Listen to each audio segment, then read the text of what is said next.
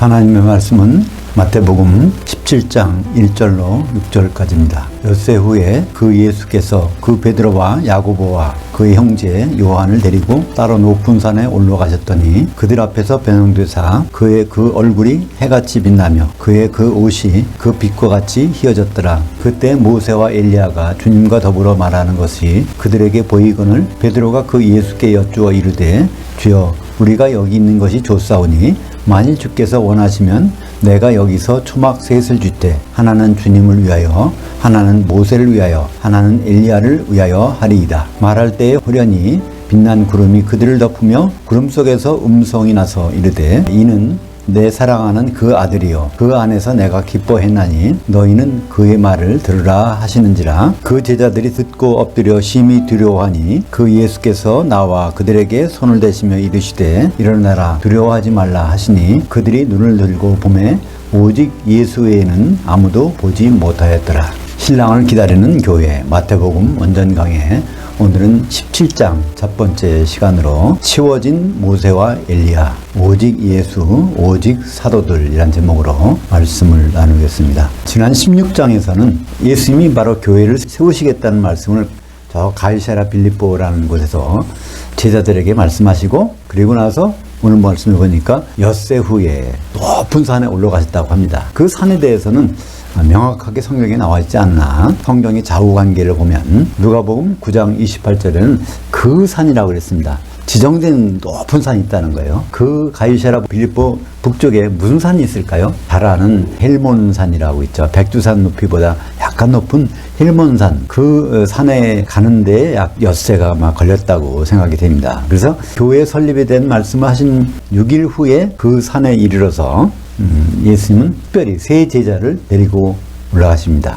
베드로, 야고보, 요한 세 제자를 데리고 산에 올라가셨는데 그 산에서 예수님의 얼굴이 해같이 빛나고 그의 옷이 빛과 같이 휘어진 것을 사도들은 보게 됩니다. 예수님의 얼굴이 해같이 빛나고 옷이 빛과 같이 휘어졌다는 것은 어떤 모습일까요?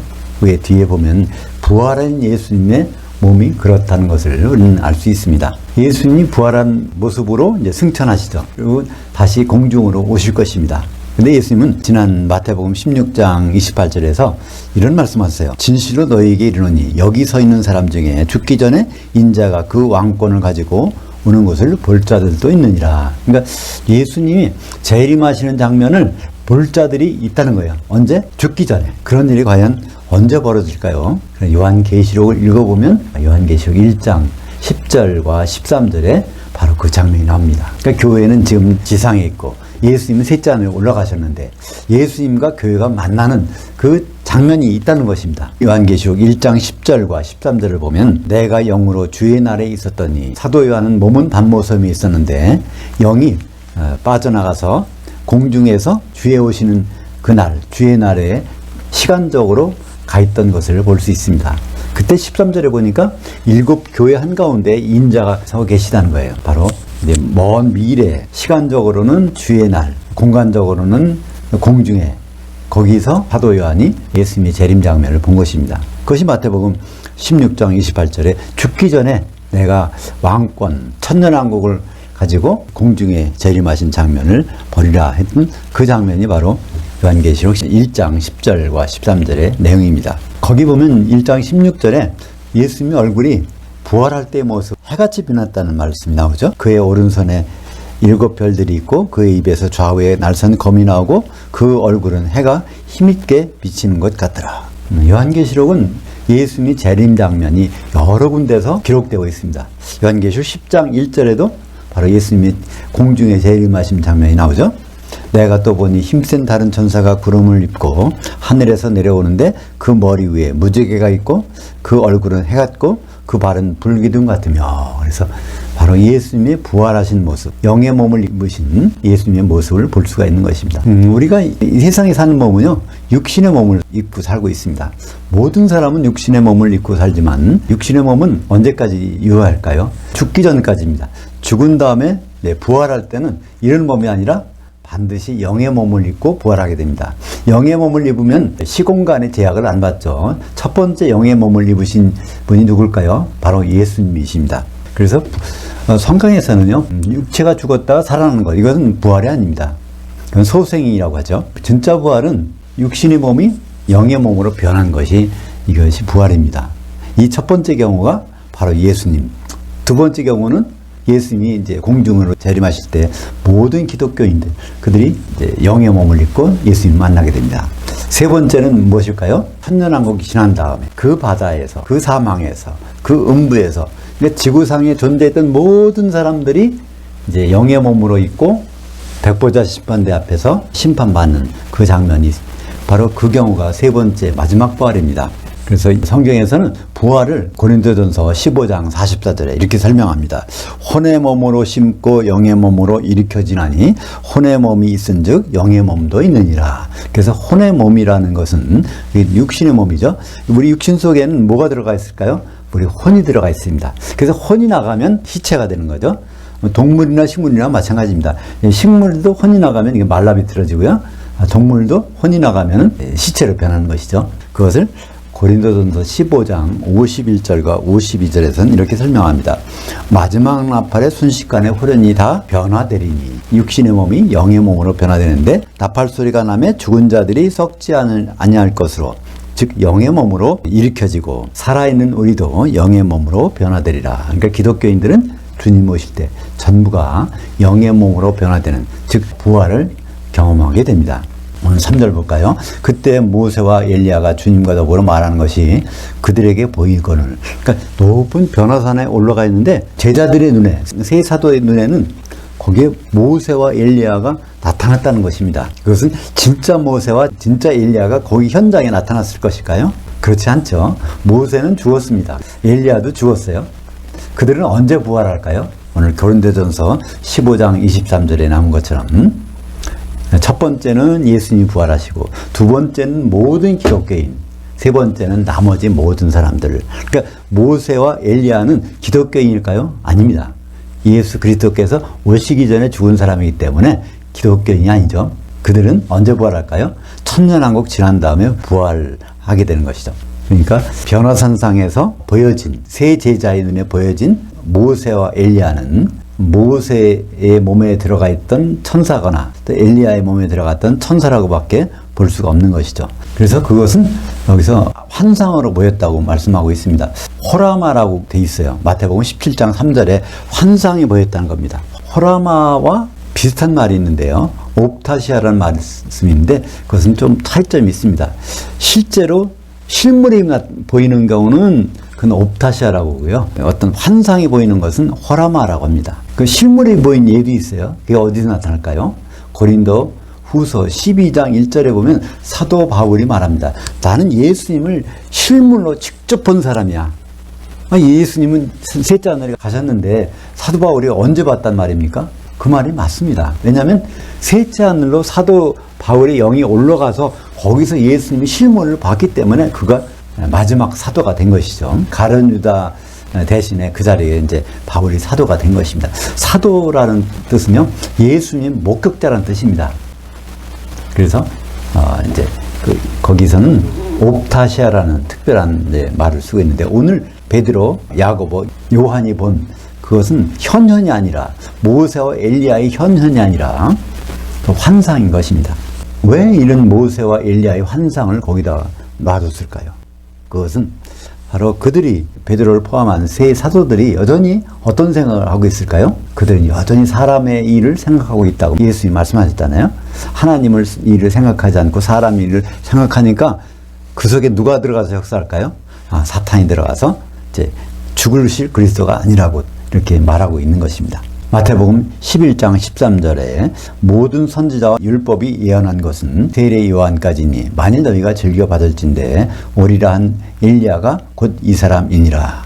구약 성경은요, 다른 말로 모든 선지자와 율법이라고 합니다. 그러니까 율법은 모세 오경을 가리키죠. 다른 나머지 책들은요, 전부가 선지자들이 기록한 것입니다. 그래서 율법과 선지자 하면은 그건 구약 성경을 가리키고 있습니다. 구약 성경은요, 유효기간이 있다는 것입니다. 언제까지 유효기간일까요? 예수님이 말씀하셨듯이 세례 요한까지. 세례 요한이 나타나서 바로 이분이 예수 그리스도, 죽으실 그리스도다, 그것을 말할 때 그때까지가 유효하다는 것입니다. 그래서 예수님 오신 다음부터는 예수님 중심으로 예수님이 모든 한 것들을 기록한 사도들의 말씀만이 유효한 것이죠. 신약 성경이 유효한 것입니다. 구약 성경이 필요 없다는 말씀이 아니고요. 구약 성경은 어디까지나 예수 그리스도를 증언하는 책이고요. 신약 성경은 어디까지나 교회를 세우게 하는. 그러니까 교회가 세워져야 예수님이 혼인하시니까. 그래서 우리가 예수님 만나려면 신약 성경에 있는 말씀들을 잘 봐야 됩니다. 오늘 4절 말씀 보겠습니다. 베드로가 그 예수께 여쭈어 이르되 주여 우리가 여기 있는 것이 좋사오니 만일 주께서 원하시면 내가 여기서 초막 셋을 줄 때 하나는 주님을 위하여 하나는 모세를 위하여 하나는 엘리야를 위하여 하리이다. 이거 보세요. 바로 베드로는 어떤 생각을 하고 있을까요? 모세와 엘리야와 주님은 동격이라는 겁니다. 구약 성경과 신약 성경은 동격이라는 거예요. 이렇게 생각하고 있는 모세, 그러니까 예수님이 그들을 거기를 인도하신 이유는 사도들에게 생각을 바꾸게 하신 것입니다. 예수님을 모세나 엘리야 정도 본다는 것은 잘못 봤다는 얘기죠. 5절 말씀 보겠습니다. 말할 때 호련히 빛난 구름이 그들 덮으며 구름 속에서 음성이 나서 이르되 이는 내 사랑하는 그 아들이요 그 안에서 내가 기뻐했나니 너희는 그의 말을 들으라. 구름 속에서 어떤 말씀이 들렸어요. 그게 누가 하신 말씀일까요? 아버지 하나님. 왜냐하면 예수님 보고 내 사랑하는 아들이라고 그랬으니까 예수님 보고 내 아들이라고 보면 누구밖에 없습니까? 바로 아버지 하나님밖에 없습니다. 그러니까 이 말씀은 그래서 아버지 하나님이 하신 말씀이죠. 아버지 하나님 말씀하시기를 내 사랑하는 아들이요 그 안에서 내가 기뻐했나니 너희는 그의 말을 들으라. 그러니까 사도들은 누구 말을 들어야 돼요? 모세와 엘리야의 말을 듣는 것이 아니라 바로 예수 그리스도의 말을 들어야 된다는 것입니다. 사도들의 글을 보면 전부가 예수님에 관련된 말을 직접 하고 있죠. 그래서 사도들의 역할은 굉장히 중요합니다. 우리가 신약 성경을 볼 때 사도들과 성도들, 그래서 구분하지 못하면 하나님 뜻을 도저히 이해할 수 없습니다. 사도들의 역할은 무엇인지, 우리 성도들의 역할은 무엇인지 그것을 반드시 구분해야 되는 것입니다. 마태복음 19장 28절 세상이 새롭게 되어 인자가 자기 영광의 보좌에 앉을 때 나를 따랐던 너희도 12보좌에 앉아 이스라엘 12지파를 심판하리라. 그러니까 사도들은요 우리 성도들을 심판하는 것입니다. 우리 성도들을 성경에서는 이스라엘 12지파 영적인 이스라엘이라고 말씀하고 있죠. 성도들은 반드시 심판을 받습니다. 공중에 올라가서. 물론 예수님께 심판을 받지만 예수님 옆에 있는 12사도 그들을 통해서 우리를 심판하시는데 마태복음 25장 40절에도 마찬가지 말씀이죠. 그 왕이 대답하여 이르시되 내가 진실로 너희에게 이르노니 너희가 여기 내 형제들 중에 지극히 작은 자 하나에게 한 것이 곧 내게 한 것이니라. 마태복음 25장 양과 염소의 비유는 그리스도의 심판대입니다.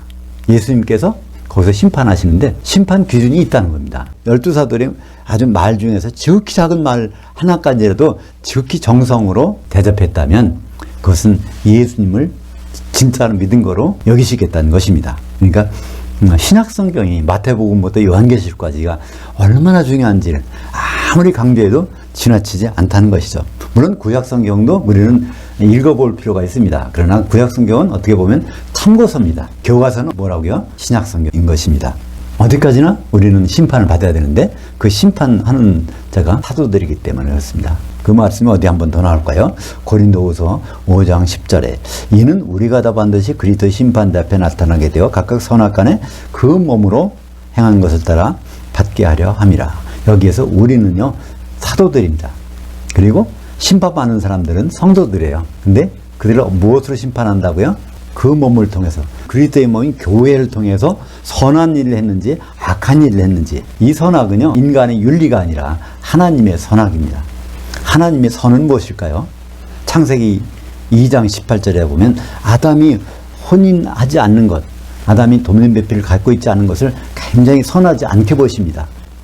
또 선하게 보시는 것은 돕는 배필을 갖는 것. 그러니까 교회가 예수 그리스도를 남편으로 생각하고 혼인 준비를 한다면 그게 바로 하나님 보시기에 선을 행한 것이고 교회가 성도들이 예수 그리스도를 남편으로 생각하지 아니하고 신앙생활을 하고 있다면 그것은 악을 행하는 것이라고 분명히 말씀하고 있는 것이죠. 한마디로 성경은 웨딩에 관한 얘기입니다. 혼인에 관한 얘기예요. 고린도후서 11장 2절에 내가 바울이 사도로서 너희 성도들을 정결한 한천으로 한 남편인 그리스도께 드리려고 중매했음이로다. 그러니까 이 교회, 여러 성도들은요, 교회를 이루어서 결국 한 아내가 되는 것이 우리의 본 목적입니다. 그러니까 우리가 어떻게 많은 성도들이 한 아내가 될까요? 그것은 오직 하나의 길이 있습니다. 에베소서 4장 3절에 보면 평안에 매는 줄로 성령이 하나 되게 하심을 힘써 지키라. 그러니까 성령만이 우리가 영의 몸을 입고 부활했을 때 우리를 한 아내로 만들어주신 분이기 때문에 그렇습니다. 그래서 사도들은 어떤 모습으로 비춰질까요? 요한계시록에서 사도들의 모습이 나옵니다. 요한계시록 12장 1절에 보면 그 하늘에 큰 이적이 보이니 해를 옷 입은 한 여자가 있는데 그녀의 그 발 아래에는 달이 있고 그 머리에는 12별의 면류관을 썼더라. 바로 요한계시록은 1부와 2부로 나눠집니다. 1부는 1장부터 11장까지, 2부는 12장부터 22장까지. 근데 2부 12장의 1절에 보면 거기에 초대교회가 나와요. 초대교회가 어떻게 형성되는지. 그래서 7 아들을 낳는데 그것이 바로 7 교회가 되는 것이죠. 그때 초대교회가 어떤 모습일까요? 해를 옷 입었다고 되어 있습니다. 해는 예수 그리스도를 의미합니다. 예수 그리스도를 옷 입는 것은 어떤 것일까요? 갈라디아서 3장 27절 성령으로 세례받아서 그리스도의 옷을 입었다고 말씀하고 있죠. 그리스도의 옷을 입는 것은 바로 성령 세례를 말씀하고 있는 것입니다. 그리고 그 여자의 발 아래에는 달이 있다고 되어 있습니다. 해가 있고 달이 있다는 것은 무슨 뜻일까요? 달은 100% 햇빛을 반사합니다. 달은 자기 빛이 없어요. 다른 빛을 꼬다가 반사하지도 못합니다. 달은 반드시 햇빛을 받아서 비춰주는 것이죠. 바로 사도가 예수 그리스도의 말씀을 받아서 그대로 전달한다는 것입니다. 그러니까 사도의 말에는 한마디도 예수 그리스도의 말이 아닌 것이 없다는 것이죠. 그러니까 우리는 신약 성경을 읽으면서 안심하고 읽으셔도 됩니다. 왜냐하면 그 모든 것 사도의 말은 예수 그리스도를 받아서 우리에게 비춰주는 것이니까 그렇습니다.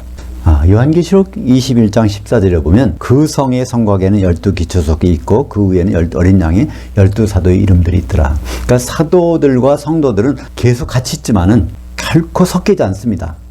끝내 사도들은 중매쟁이였다가 심판관이었다가 마지막에 새 예루살렘 어린 양의 신부를 받치고 있는 기초석으로 남아있는 것입니다. 오늘 6절 보겠습니다. 그 제자들이 듣고 엎드려 심히 두려워하니 그 예수께서 나와 그들에게 손을 대시며 이르시되 일어나라 두려워하지 말라 하시니 그들이 눈을 들고 보매 오직 예수에는 아무도 보지 못하였더라. 이것이 예수님이 그들을 데리고 변화산에 가셨던 목적입니다. 사도들에게는 여전히 뭐가 있어요? 구약이 남아있는 것입니다. 구약의 그림자를 다 지우라는 것입니다. 그래야 예수 그리스도를 담을 수가 있는 것이죠. 그래서 오직 예수, 모세도 아니고 엘리야도 아니고 오직 예수만이 사도들에게 담겨져서 또 우리는 그 사도들의 말을 듣고 바로 그리스도인이 되어서 교회가 주님과 혼인하게 되는 것입니다. 그래서 구약 성경은 어디까지나 이후기간 구약 성경은 우리가 읽을 필요는 있어요. 또 읽어야 됩니다. 그러나 어디까지나 사도들의 말씀을 가지고 구약 성경을 봐야 됩니다. 예를 들어서 그런 게 있죠. 창세기 2장 24절에 보면 남자가 부모를 떠나 그 아내와 합해서 한 몸을 이룰지니라 그 말을 구약 성경에 있어요. 근데 그걸 아무리 읽어봐야 의미를 모르고 읽으면 아무 효과가 없습니다. 남자는 여자와 만나서 결혼해야 된다? 그런 의미가 아니죠. 바로 그 말씀은 신약성경 사도들의 말씀을 읽어보니까 에베소서 5장 31절에 보니까 그 말씀을 카피해놨어요. 남자가 부모를 떠나 그 아내와 합해서 한 몸을 이룰지니라 하는 그걸 카피해놓고 거기에 해석이 붙습니다. 5장 32절에 보면 이 비밀이 크도다. 이 신비가 크도다. 곧 그리스도를 향하여와 교회를 향하여에 대해서 말하는 것이니라. 그리스도와 교회의 혼인이 창세기의 2장 24절이 그걸 말씀하고 있다는 거예요. 그러니까 구약 성경을 아무리 읽어봐야 그 자체로서는 아무 의미가 없습니다. 그러니까 사도들이 말씀을 읽어보면 구약 성경의 내용이 바로 이런 것이었구나. 그 창세기에 나오는 아담이 바로 오실 자 재림 예수의 모형이었구나. 그것도 사도의 말씀이 있잖아요. 로마서 5장 14절에 보면 아담은 오실 자의 모형이라. 그래서 재림 예수가 뭐 때문에 오시는지 아담이 그 하와와 혼인하지 않습니까? 그러니까 재림 예수는 반드시 혼인하고 오신다는 겁니다. 그러면 한 아내가 누가 될까요? 바로 우리 성도들이 성령의 기름으로 준비하고 있다가 공중에 올라가서 한 아내가 되는 것 너무나 쉽고 당연하지 않습니까? 구약 성경은 반드시 신약 성경을 통해서 구약을 바라볼 때 그런 의미가 발견되는 것입니다. 예를 들어서 다니엘서도 마찬가지 아닐까요? 다니엘서 12장 9절에 보면요, 다니엘서 이 말씀들을 그냥 봉화만 하고 돼 있어요. 절대로 펴서 보지 말라는 겁니다.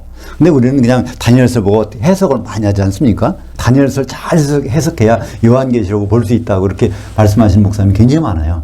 근데 그건 절대로 그렇지 않습니다. 요한계시록 22장 10절에 보면 이 요한계시록의 책을 봉함하지 말라. 그냥 펴놓으라는 겁니다. 다 볼 수 있도록. 그러니까 요한계시록을 보고 나면 다니엘서를 보는 것이 굉장히 쉬워요. 아무것도 아니에요. 너무 쉬워서. 근데 구약 성경 가지고 씨름하다가는 아무것도 못합니다. 하나님 원칙은 모세와 엘리야를 치우고 그 자리에 예수 그리스도, 또 예수 그리스도가 해라고 하면 달이 바로 사도들이니까 우리는 달빛을 보고 햇빛을 알 수 있고, 그래서 모든 세계를 바라볼 수가 있는 것입니다. 구약 성경은 예수님이 용도를 말씀해 주셨죠. 요한복음 5장 39절에 너희가 성경에서 영생을 얻는 줄 생각하고 성경을 연구하거니와 이 성경이 곧 내게 대하여 증언하는 것이니라. 이때 너희는 예수를 믿지 않은 유대인들 말하는 것입니다. 지금도 유대인들은 예수를 안 믿어요. 예수를 하나님의 아들로, 하나님으로 믿지 않습니다. 그들은 구약 성경만을 가지고 그걸 믿고 있는데 그것 가지고 구원 얻은 길이 없다는 것입니다. 예수님 직접 말씀하셨어요. 요한복음 14장 6절에 예수께서 이르시되 내가 곧 그 길이요 그 진리요 그 생명이니 나로 맘지 않고는 아버지께로 올 자가 없느니라. 아버지께 오는 길은 오직 예수밖에 없는데 참 불쌍하죠. 유대인들은 불쌍합니다. 그들은 예수를 부인하니까 열심히 믿는다고 하지만 그들은 하나님 아버지께로 가지 못하고 결국 다른 데로 빠지게 되는 것입니다. 사도행전 4장 12절에 바로 이 말씀을 새겨들은 베드로가 성령을 받은 다음에 마지막에 사도행전 4장 12절에 보면 설교하는 내용이 나오죠. 다른 이로서는 구원을 받을 수 없나니 천하 사람 중에 구원을 받을 만한 다른 이름을 우리에게 주어진 일이 없음이라 하였더라. 모세와 엘리야가 예수 있는 걸 보고 초막셋을 짓고 같이 있자고 하던 베드로가 나중에 성령 받고 난 다음에는 이렇게 설교가 완전히 다르지 않습니까? 다른 이가 없다는 건 모세도 아니라는 거고 엘리야도 아니라는 겁니다. 오직 예수 외에는 구원을 줄 만한 다른 분이 없다는 것입니다. 그렇다면 우리는 어떻게 해야 될까요? 예수님 지금 안 계신데 근데 우리는 안심할 수 있습니다. 예수님 말씀하시기를 12사도 위에다가 교회를 세우신다고 하셨으니까 사도들의 말을 집중한다면 우리는 얼마든지 아버지께로 갈 수 있고 혼만찬에 들어갈 수가 있는 것입니다. 예수님이 십자가 지시기 바로 몇 시간 전에 겟세마네에서 기도를 하셨어요. 근데 마태복음이나 다른 마가복음을 보면은 제자들이 따라갔다가 거기서 졸며 잤다고 그랬는데 그때 졸지 않고 끝까지 예수님이 기도하신 내용을 들은 사람이 있어요. 그게 바로 사도 요한입니다. 17장입니다. 거기에 핵심 구절이 20절 내가 비옵는 것은 이 사람들만 위함이 아니요. 예수님께서 기도하시는데 이 사도들만 위해서 기도하는 것이 아니라 또 그들의 말로 말미암아 사도들의 말로 말미암아 나를 향하여 믿는 사람들도 위함이니. 사도들의 말을 듣고 예수님을 향하여 믿는 사람들, 향하여 믿는다는 것은 어떤 뜻이라고 했죠? 예수님의 마지막 최종 모습, 신랑을 오셔서 혼인 만찬에 들어가신 그 모습까지를 믿는 것이 이제 진짜 잘 믿는 것이죠. 그것은 누구 말을 듣고? 사도들의 말을 듣고 모세의 말, 엘리야 말을 듣는 것이 아니라 사도들의 말을 듣고 끝까지 혼인 준비를 하는 사람들이 바로 예수님은 그들을 위해서, 바로 우리를 위해서 십자가 지시기 전에 겟세마네에서 기도했다는 생각을 한번 해보세요. 얼마나 감격스럽습니까? 그날 그 시간에 바로 우리를, 사도들의 말을 듣는 우리 성도들, 우리를 위해서 기도하셨던 예수님. 그래서 예수님은요 완전히 방향을 정하셨어요. 오직 사도를 통해서 말씀하시겠다. 사도들의 말을 듣지 않는다면 절대로 구원이 없습니다. 에베소서 3장 5절 이제 그의 거룩한 사도들 곧 선지자들에게 성령으로 나타내신 것 같이 다른 세대에서는 사람의 아들들에게 알리지 아니하셨으니. 그렇잖아요. 여기 12사도 외에는 다른 세대에서는 사도 이전의 세대 모세나 엘리야나 그때에도 예수 그리스도에 대한 비밀을 알리지 않았다는 것입니다. 그리고 사도들이 죽은 다음에 누구에게도 그 비밀을 알리지 않았다는 것입니다. 오직 사도들에게. 오늘 제목이 뭘까요? 치워진 모세와 엘리야. 구약 성경 그 내용은 이미 예수님 오신 다음에 치워졌다는 것입니다. 그리고 그 자리에 오직 예수. 그리고 이제는 오직 사도들, 다른 것들이 아니라 오직 사도들을 통해서 구원을 이룰 수가 있는 것입니다. 오늘 구절 보겠습니다. 그들이 그 산에서 내려올 때 그 예수께서 명하여 이르시되 인자가 죽은 자들 가운데서 일으켜지기 전에는 그 본 것을 아무에게도 이르지 말라 하시니. 그러니까 예수님은 진신당부하셨어요. 그런 놀라운 일들, 모세와 엘리야가 치워진 것, 이거 아무에게도 얘기하지 말라는 것입니다. 그러면 언제? 바로 예수님이 부활하신 다음에만 얘기할 수 있다는 것입니다. 근데 예수님이 부활하신 다음에 어떻게 됐을까요? 사도행전 1장 3절에 보면 그가 고난받으신 후에, 예수께서 죽으시고 부활하신 후에 또한 그들에게, 사도들에게 확실한 많은 증거로 친히 살아계심을 나타내사 40일 동안 그들에게 보이시며 그 하나님의 통치의 일들을 말씀하시니라. 우리가 상식적으로 생각하면 부활하신 예수님이 좀 더 많은 12명이 아니라 그때는 11명이죠. 사도들 11명 데리고 이렇게 40일 동안 집중 교육을 시킬 것이 아니라 한 수백 명, 수천 명을 모으실 수 있잖아요. 시공간에 제한을 받지 않으시는 분이니까 그분이 하필이면 그 11사도들을 모으고 40일 동안 하나님이 통치에 대한 일들을 말씀하시고 승천하시면서 그들에게 뭐라고 하셨죠? 성령이 내리기까지는 절대로 다른 곳에 이동하지 말라고 하시고 그들에게 성령을 주셨죠. 오순절날 성령이 내려서 교회가 설립됐던 것입니다. 그러니까 예수님의 꿈은요, 교회 설립이었고 그것은 지금도 변하지 않습니다. 예수님은 앞으로 오실 때 교회가 그분의 신부로 준비되는 것, 그것을 고대하십니다. 그때를 위해서 우리는 성령의 기름을 준비하고 있는 것이죠. 오늘 말씀 특별히 베드로, 야고보, 요한 데리고 변화산에 올라갔는데 사도들의 생각 속에는 여전히 무슨 생각이 있습니까? 여전히 구약의 선지자들, 또 모세 이런 생각들로 가득 찼지만 거기서 그들을 다 치우시고 오직 예수만 남겨주셨습니다. 그러니까 사도들에게는 오직 예수만 있고요. 성도들에게는 오직 사도들만 있습니다. 그 관계는 어디까지 간다고요? 새 예루살렘에 어린 양의 신부가 새 예루살렘인데 그걸 바치고 있는 12기초석의 어린 양의 12사도인 것을 보면 이것은 명백하지 않습니까? 사도들이 변화산에서 보았던 환상 통해서 우리가 누구에게 집중해야 되는지를 다시 한번 기억했으면 좋겠습니다. 기도하겠습니다. 하나님 아버지, 사도들이 기록한 그 내용을 통해서 예수님을 알아가고 예수님이 어떤 모습으로 오실지를 알았사오니 우리가 예수님과 혼인할 준비를 게을리하지 않는 성령 충만한 성도들이 될 수 있도록 인도하여 주시옵소서. 예수님의 이름으로 기도합나이다.